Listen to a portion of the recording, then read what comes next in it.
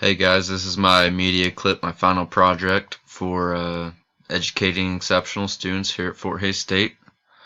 So I'm just going to dive right in, you guys. This is about all the different disabilities we learned throughout the whole year. Say the first one up is learning disabilities. Some characteristics and challenges for learning disabilities. With the academic side, this is dealing with dyslexia. This is English and reading. Students with learning disabilities will have information processing challenges. Their IQ will be a little bit above average still, but this will still hinder them in the information processing. The memory, their memory, short-term, long-term, and working memory are all affected by these learning disabilities.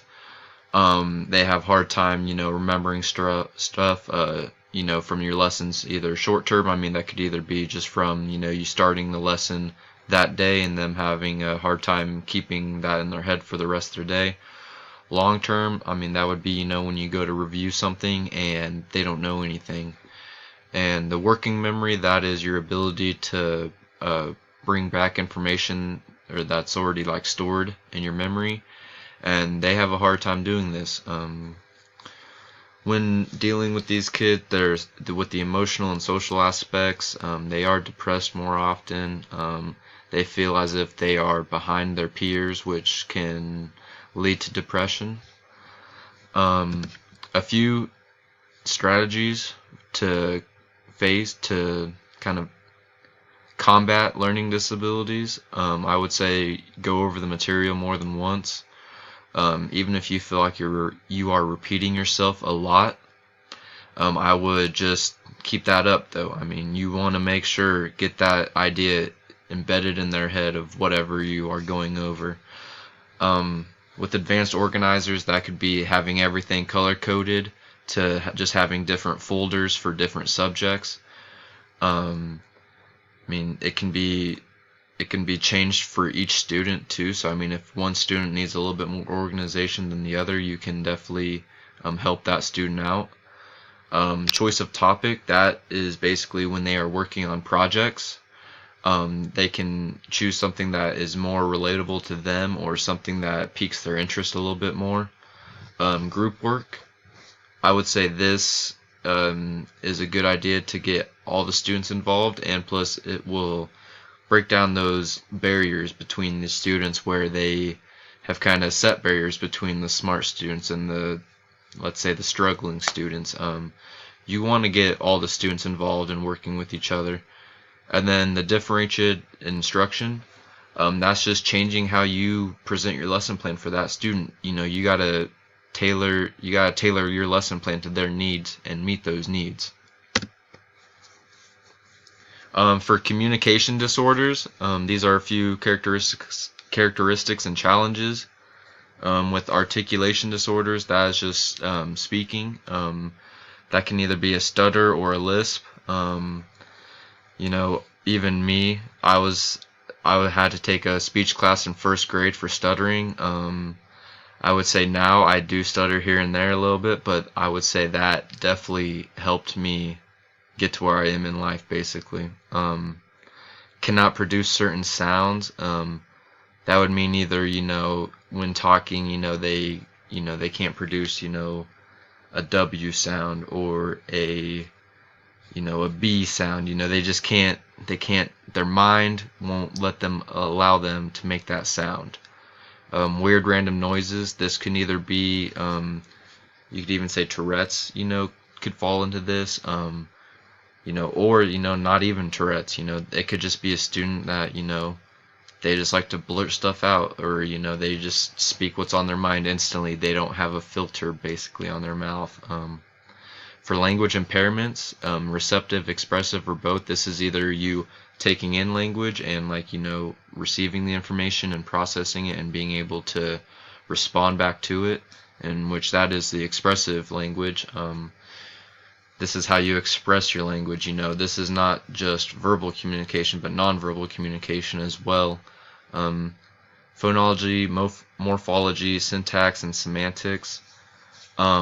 that's a little bit more in depth with language impairments. But the next thing I'm going to be covering is the UDL strategies for these communication disorders. For these students, you want to help them feel comfortable in the classroom. You want to encourage them. You want to be patient with them. They will have a hard time picking up everything you say, or picking up every little detail that you go over in the lesson plan. You want to, maybe you need to repeat yourself again. Maybe sit down with that one student that is struggling a little bit and go over it with them a little bit more. Stay after class for just a little bit, or tell that student, hey, if you still have some questions, come see me after school and I will help you. Just basically go that extra step, extra mile to meet their needs. I'm going to be saying that a lot with all these disabilities. You gotta meet their needs, and that's basically what the universal design for learning is. With these language impairments, you can either use technology, AAC system, whether that's the teacher wearing a mic and their voice being projected more throughout the classroom, or just one-on-one, the student has some sort of hearing aid and the teacher's voice is going directly to their ears so they can hear better. Audio and text, that's when you're going over your lesson plan. You want to have text graphic organizers and audio organizers. So you could either have the students read the lesson plan in class, go over the lesson plan, but also have it on a piece of paper or in a presentation. With visual representation, that is the graphics you want to use in the classroom.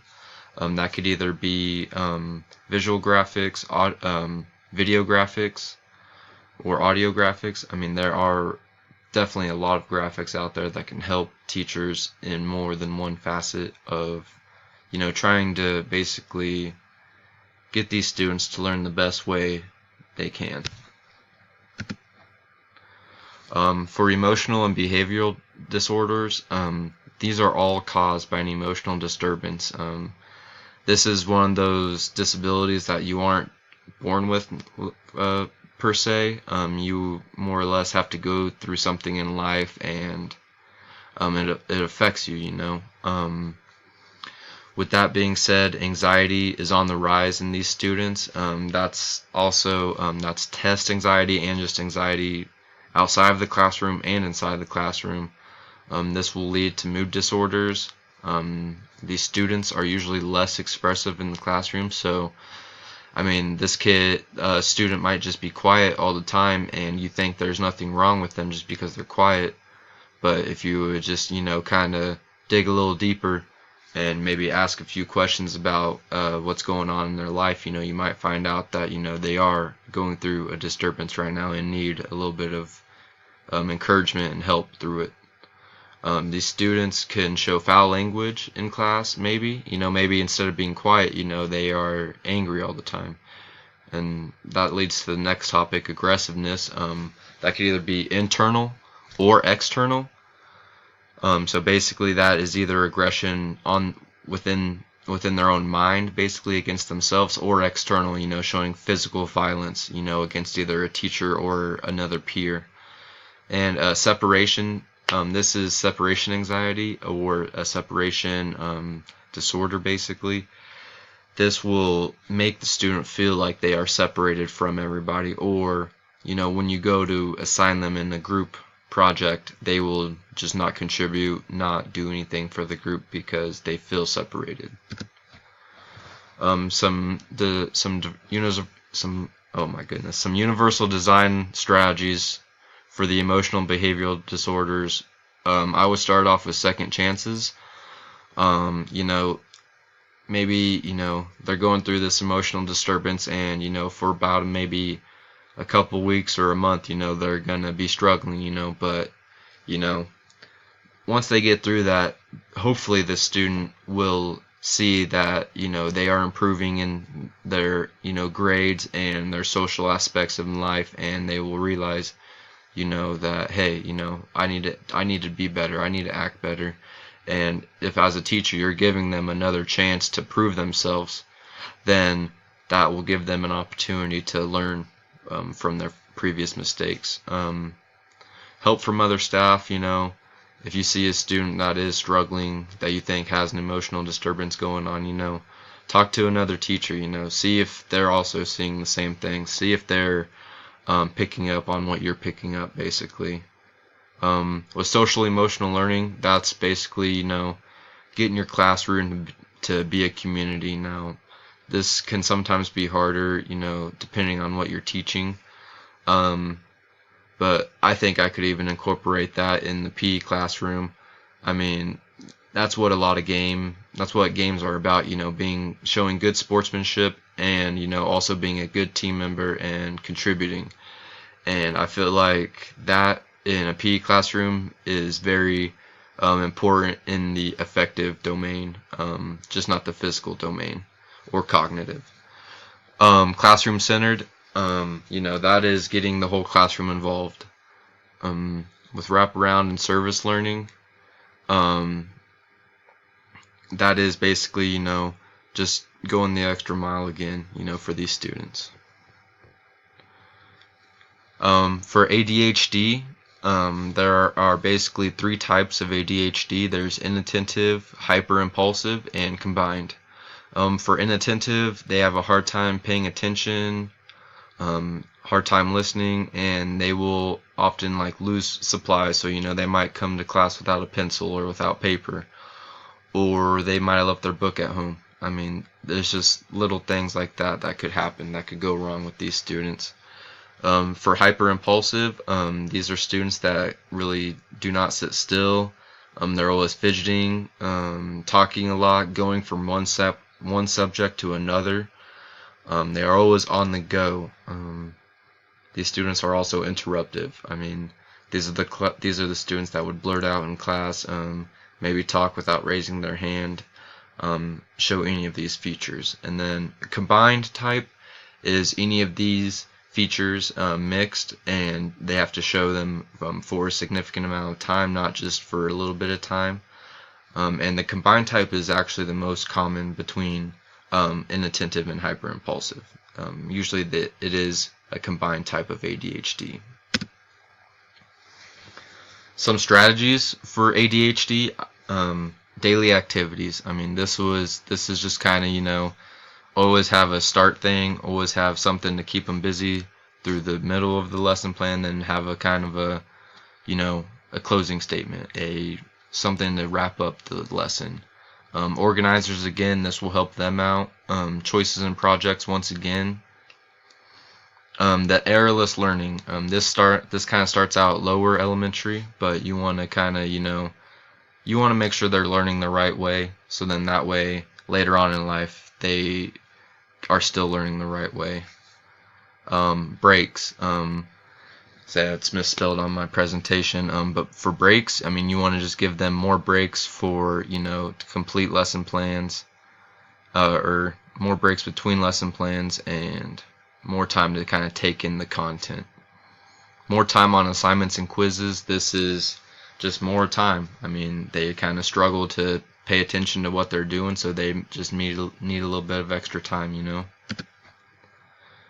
For autism, this is nonverbal communication. I mean, you will know when a student has autism, but like you said, you have 100 students with autism, you'll have 100 different students. Some strategies for autism. You want to be literal and concise with these students. Use technology, and you want to develop language communication between you and these students to make sure they are understanding what you want them to learn, and you are understanding that they are learning the material. For hearing loss, this is either a deaf or hard of hearing student. They can have a hard time hearing the teacher due to background noise, and they also lack psychosocial development. I'm going to have to kind of speed through here.